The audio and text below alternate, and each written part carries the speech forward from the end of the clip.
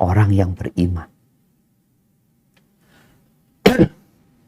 akan ditetapkan nanti di atas agama Allah Jalla Jalla.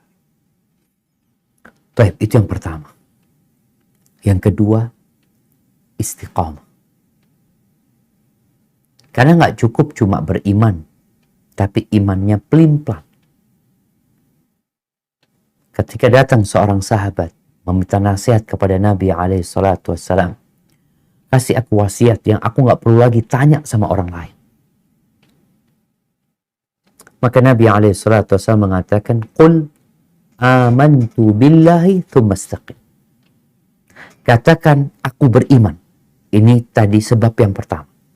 Katakan aku beriman kepada Allah, kemudian engkau istiqamah. Jalani jalur-jalur keiman. Seperti orang yang masuk ke tol. Engkau mau kemana sih? Aku mau ke Surabaya dari Jakarta. Ya udah. Ada tol nyambung dari Jakarta sampai ke Surabaya. Jangan keluar. Engkau akan sampai. Kalau ini orang keluar, meninggalkan tol itu, dia berangkat ke tempat lainnya, berjalan-jalan di sana, mungkin balik, mungkin tidak. Ada yang balik, keluar tol, masuk lagi. Ada yang keluar tol, nggak pernah balik lagi ke tol. Ini mungkin perumpamaan buat orang-orang yang istiqomah. Setelah dia beriman, engkau istiqomah. Jangan mengikuti pikiran nafsu atau bisikan nafsu dan anjuran syahwat untuk keluar dari jalur sebentar. Karena iblis selalu berusaha menyesatkan manusia dengan kata-kata yang indah. Allah mengatakan syayatinul insi wal jinni yuhi ba'duhum ila ba'din zukhrufal qawli ghurura. Jadi mereka itu membisikkan-bisikan yang berbalut keindahan, isinya tipuan. Bagaimana dia menipu? Dia mengatakan, udah engkau itu banyak pahalanya. Sekalilah berbuat dosa. Sekali. Entar tobat. Insya Allah umurmu masih panjang. Masa engkau nggak ingin merasakan apa yang dirasakan oleh orang-orang? Padahal Nabi mengatakan, Qul amantu billah, katakan aku beriman kepada Allah, lalu istiqamah. Jangan keluar. Yang ditakutkan tadi, seperti orang yang dalam pandangan manusia beramal dengan amalan penghuni surga. Kelihatannya ternyata dia keluar dari jalur, mati dalam kondisi su'ul. Allah Azza wa Jalla berfirman di surat Fussilat ayat 30. Apa kata Allah?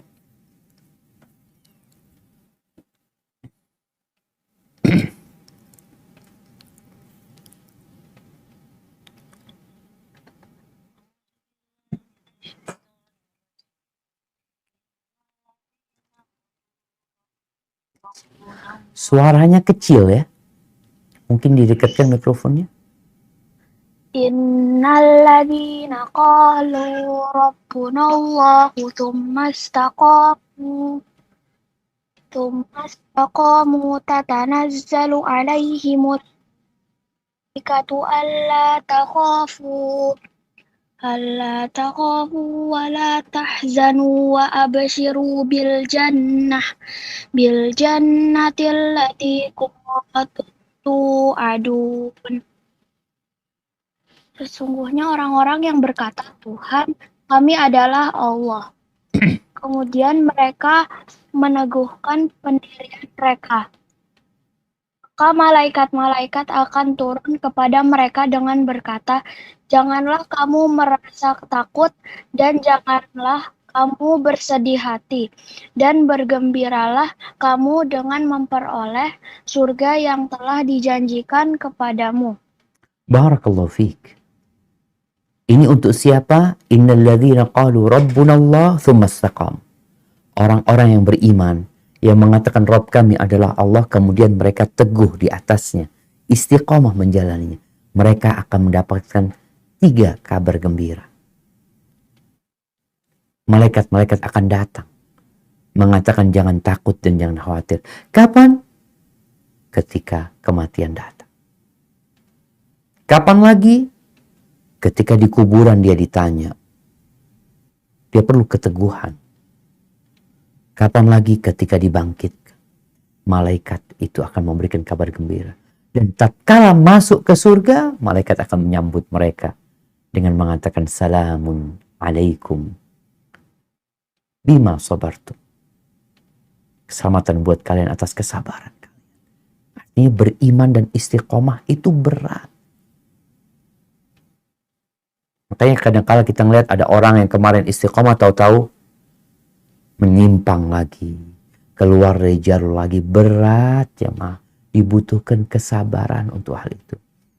Al-Imam Ibnu Katsir rahimahullahu ta'ala ketika mentafsirkan ayat ini, beliau mengatakan malaikat itu akan mengatakan buat orang-orang beriman ketika sakaratul maut, ketika sedang mau mati, mereka mengatakan nahnu kunna awliya'akum, kami ini adalah kawan-kawan kalian, pendamping-pendamping kalian ketika dalam kehidupan dunia. Kami tetapkan kalian, kami teguhkan kalian, kami menjaga kalian dengan perintah Allah. Dijaga itu. Dan kita harus tahu setan itu juga hadir. Karena setan berjanji akan terus menyesatkan manusia selama hayat masih di kandung badan. Artinya kesempatan terakhir setan masih ada ketika dia belum mati. Maka dia akan hadir untuk menyesatkan. Orang yang beriman dan istiqomah, insya Allah malaikat akan menetapkan dia. Tapi kalau dia nggak istiqomah, di sini setan akan bermain, menggodain dia. Bagaimana dia supaya ujub dengan amal, bangga dengan. Kalau dia orang baik, setan mungkin tidak akan menggodain dia untuk berbuat kemaksiatan. Tapi bagaimana menjadikan perasaan dia itu merasa aman, merasa orang yang paling baik. Dan itu membahayakan amal soleh. Ahibati fillah, Al-Imad Al-Maqdisi rahimahullahu ta'ala, Ibnu Qudamah menceritakan tentang orang ini. Sejak aku kenal sama orang itu, kata Ibnu Qudamah, ma'araftu annahu asallah ma'asiyah, aku gak pernah melihat dia berbuat dosa. Ini bicara tadi, ada orang yang melihat orang beramal dengan penghuni surga, amalan penghuni surga. Ibnu Qudamah mengatakan, aku gak pernah melihat berbuat dosa, gak pernah ketemu sedang melakukan perbuatan ini atau itu. Ketika ajal menjemput dia, dia berkata, Ya Hayyu Ya Qayyum, La ilaha illa anta, birahmatika astaghis. Dia mengatakan, Ya Hayyu Ya Qayyum, wahai yang maha hidup yang mengatur semuanya. Tiada Tuhan yang berhak disembah kecuali Engkau. Dengan rahmatku aku minta pertolongan. Kemudian dia miring menghadap kiblat. Dan dia mengatakan la ilaha illallah, lalu meninggal dunia. Subhanallah. Ini faedah dari istiqomah. Berat, tapi kita ingin husnul khatimah. Apa gunanya kalau engkau semangat beramal, semangat melakukan ketaatan, tapi sebentar. Habis itu ditinggalin. Bukankah Nabi SAW yang mengatakan khairul amali adwamuhu wa in qalla. Sebaik-baiknya amalan adalah yang berkesinambungan walaupun sedikit. Dikit tapi terus, sodakoh terus, jangan berhenti. Jangan sekali sodakoh banyak terus nggak sodakoh lagi. Usahakan kita itu memiliki sodakoh yang rutin. Makanya sangat bagus sekali jamaah tatkala ada lembaga-lembaga ya, kadangkala ada lembaga tahfidz ya, kutab yang mengajarkan Quran atau apa saja. Kita memberikan kepada mereka tiap bulan atau tiap hari 2.000? Ya, 2.000. Sekarang kan bisa transfer, ada transfer kalau sama banknya itu kan tanpa biaya. Tiap hari transfer. Itu yang kita miliki. Kalau engkau bisa 5.000, 5.000. Engkau bisa 10.000, 10.000. Tapi terus, artinya ada sesuatu yang kita kerjakan terus. Boleh sedekah sekali-kali besar, tapi ada rutinitas yang kita tetap lakukan. Baik rutin tiap hari, atau rutin tiap pekan, atau rutin tiap bulan. Usahakan. Ada orang, Ustaz, anak tiap gajian, ya alhamdulillah. Yang penting rutin, engkau melakukan hal itu. Sholat juga seperti itu. Kalau engkau nggak bisa sholat sunnah, ya Ustaz, anak ini nggak bisa jaga yang 12 rakaat itu, Ustaz. Paling nggak, jangan tinggalkan 2 rakaat sebelum subuh, sama sholat witir sebelum tidur. Itu tanda kita serius menjalani sesuatu. Kemudian sebab yang ketiga, bertakwa kepada Allah. Menjalankan perintahnya, menjauhi larangan. Taat kepada Allah dan tidak maksiat. Bersyukur kepada Allah. Syukur. Dan tidak kufur. Engkau bersyukur gak semua? Apa engkau termasuk tipikal orang, tipikal manusia dasar yang suka berkeluh kesah? Ada manusia yang naik tingkatannya ketika dia memperbaiki karakter buruk yang ada di dirinya, sisi negatif yang ada di dirinya, dia perbaiki, dia bisa naik. Tapi ada orang yang memang, ya, innal insana khuliqa halu'a. Manusia itu suka berkeluh kesah diciptakan. Kalau kasih nikmat dia pelit, dikasih bala, aduh, ngeluh sana, ngeluh sini. Maka bertakwa kepada Allah, maknanya adalah bersyukur kepada Allah, tidak kufur kepadanya, taat dan patuh kepadanya, mengingat Allah. Mengingat Allah dan tidak melupakan. Maka usahakan ketika engkau menjalani hidup ini, mulai hidupmu dengan zikir, tutup dengan zikir. Ini takwa. Bangun tidur berzikir. Mengingat Allah. Mau makan berzikir. Habis makan berzikir. Ke toilet berzikir. Keluar berzikir. Keluar rumah berzikir. Naik kendaraan berzikir. Masuk masjid berzikir. Masuk pasar berzikir. Subhanallah. Allah mengatakan, fadhkuruni adhkur. Ingatlah kepada aku. Aku akan ingat kamu. Maka ini cara supaya kita bisa husnul khatimah. Allah ingat sama kita. Karena kita suka ingat sama Allah Azza wa Jalla. Kata Nabi alaihi salatu wassalam, ta'arraf ilallahi firraha, ya'arifka fi syiddah. Kenalkan dirimu kepada Allah tatkala engkau dalam kondisi lapang. Tatkala engkau dalam kondisi senang, suka. Kenalkan dirimu kepada Allah. Allah akan kenal kepadamu tatkala engkau susah. Dan kita tahu saat sakaratul maut adalah saat yang susah. Kita berharap kepada Allah. Allah mematikan kita di atas husnul khatimah kalau kita bertakwa. Taat sama Allah, patuh, tidak maksiat, mengingat Allah, tidak melupakannya, dan bersyukur, tidak kufur atas nikmat yang Allah berikan. Di surat Ali Imran, ayat 102, Allah berfirman,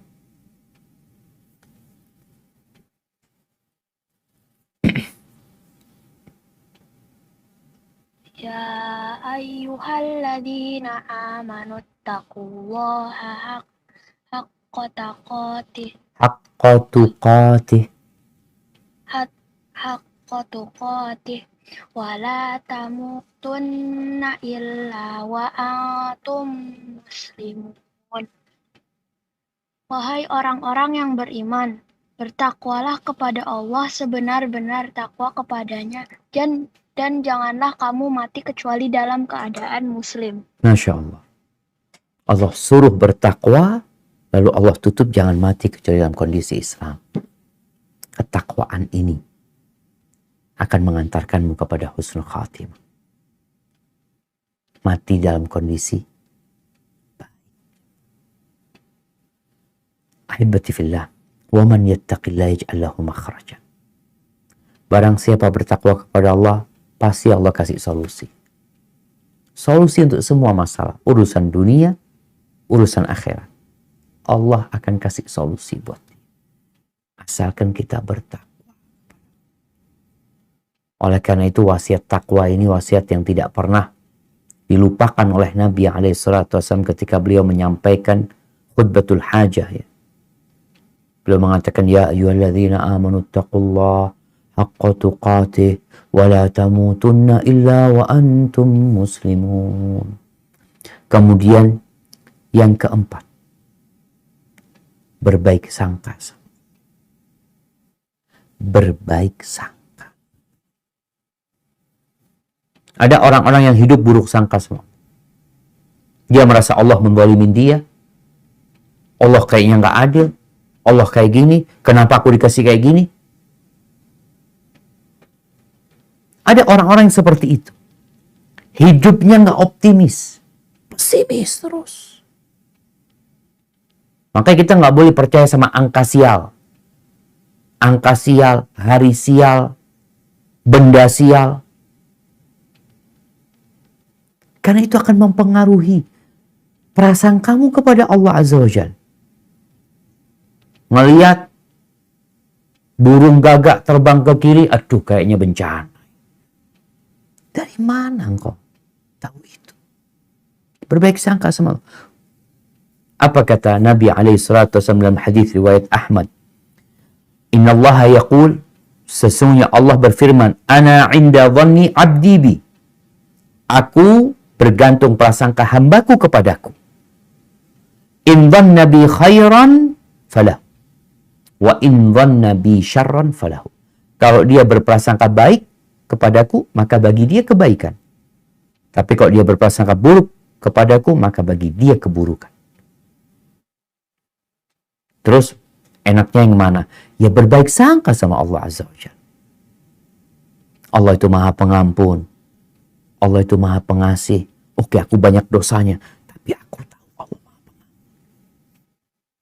Sampai ketika mati pun, kata Rasul SAW, la yamutanna ahadukum illa wa huwa yuhsinu dhanna billah.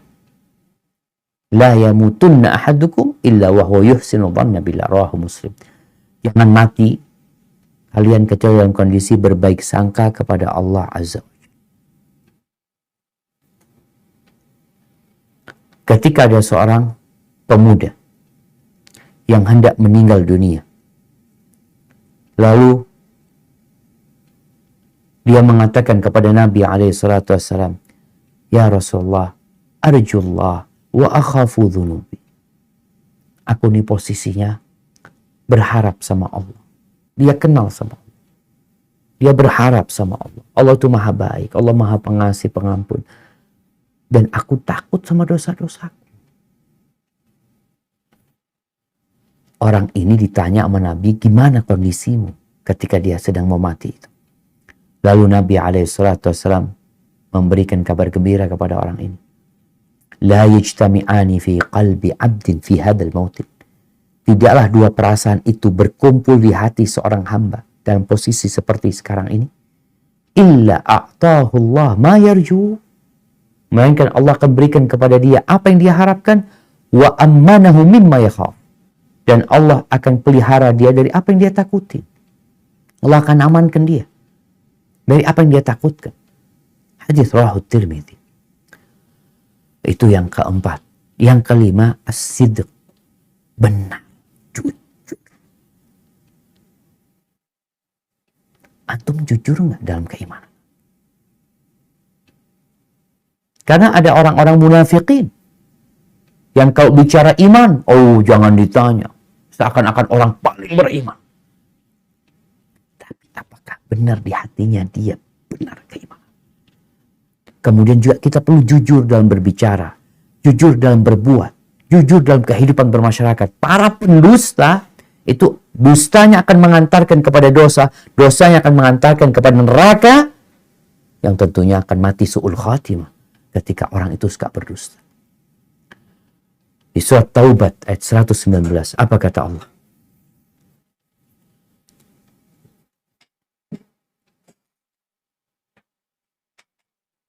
Ya ayyuhalladzina amanu taqullaha wa kunu ma'as shadiqin. Wahai orang-orang yang beriman, bertakwalah kepada Allah dan bersamalah kamu dengan orang-orang yang benar. Nah, orang-orang yang benar adalah orang-orang yang jujur. Ucapan mereka sesuai dengan apa yang di hati mereka. Yang di hati mereka, mereka praktekkan dalam kehidupan mereka. Jangan kumpul sama pendusta. Jangan kumpul sama pecundang. Jangan bekerja bersama mereka. Karena kebohongan mengantarkan kepada kebohongan, kepada dosa, kepada maksiat, dan kepada neraka. Banyak cerita tentang orang-orang yang jujur. Anas bin Nadhr, yang dia nggak ikut perang Badar. Dia ngomong, ya Rasulullah, aku minta maaf nggak ikut perang Badar. Karena aku pikir engkau nggak akan berjumpa dengan musuh di sana. Kalau Allah mempertemukan aku dengan musuh, maka aku akan perlihatkan apa yang Allah akan lihat nanti. Dan betul. Ketika perang Uhud, dia hadir. Tatkala pasukan sahabat tercabik-cabik, mereka kocar-kacir. Anas bin Nadhr, ini pamannya Anas bin Malik radhiyallahu anhu, dia berjalan menuju ke Uhud. Ketika ditanya, kemana engkau, kata dia, aku mencium baunya surga di bawah. Dan akhirnya dia mati, tewas. Di tubuhnya ada kira-kira 70 luka, sehingga dia tidak dikenal. Kemudian tatkala engkau jujur dalam doa-doamu, man sa'alallaha syahadata sadiqan min qalbi. Barang siapa yang minta mati syahid kepada Allah, benar dia. Jujur, nggak bohong dia mintanya. Ballaghahullahu manazil syuhada wa in mata ala firashi. Maka Allah akan menyampaikan dia ke tempatnya orang-orang yang mati syahid, walaupun dia mati di atas ranjang. Mungkin kau tidak mati di medan perang. Engkau berharap.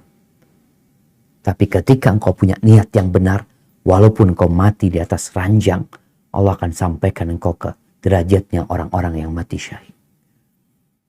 Maka untuk membuktikan kejujuran ini, beramallah amalan yang tidak diketahui orang. Punya amalan yang tersembunyi. Bukti kalau engkau benar keimananmu, bukan pura-pura.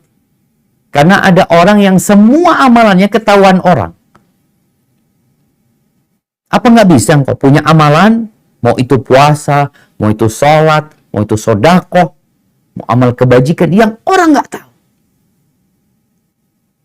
Nabi SAW mengatakan, liyakun li ahadikum khib'un min amalin soleh.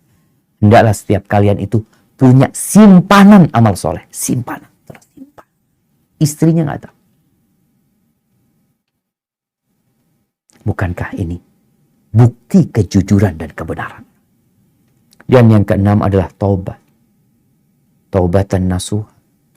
Karena orang yang taubat dengan taubatan nasuha, Allah akan hapuskan dosa-dosa. Taubatan nasuha adalah taubat yang murni, jemaah. Allah Azza wa Jalla mengatakan, ya ayyuhalladzina amanu tubu ilallahi taubatan nasuha. Taubatlah dengan taubatan nasuha. Allah akan hapuskan dosa-dosa kalian. Allah akan masukkan ke surga. Bahkan di hari kiamat nantinya Allah akan kasih cahaya. Sehingga orang yang mati dalam kondisi bertobat, insya Allah mati husnul khatimah. Makanya jangan nunda tobat. Jangan mengatakan besok aku tobat. Engkau nggak tahu malam ini mungkin mati. Terus tobatnya kapan? Ya sekarang tobat. Loh, kalau besok aku berbuat dosa lagi, besok engkau belum tentu hidup. Yang penting engkau niat untuk tidak mengulangi dosa tersebut. Maka kalau kita lihat ada perempuan Al-Ghamidiyah yang dirajam, ya, ketika berzina, kemudian dia dirajam sampai mati. Apa kata Nabi SAW? Matinya dalam kondisi dirajam. Orang kebayang kan? Ini mati dalam kondisi dirajam. Berarti su'ul khotimah, Ustaz. Berarti kan dia habis berzina, kemudian dirajam, mati dalam kondisi itu. Apa kata Nabi SAW? Laqad tabat taubatan. Oke, secara kasat mata kita lihat dia matinya buruk, dirajam. Tapi karena dia mati setelah bertobat. Laqad tabat taubatan law qusimat ala sab'ina min ahli Madinah lawasi'atum. Tobatnya dia kalau dibagikan kepada 70 penduduk Madinah cukup untuk mengampuni dosa-dosa mereka. Gimana jemaah? Matinya dirajam, tapi karena setelah bertobat, maka itu tanda husnul khatim. Atau itu menjadi sebab dia mati husnul khatim.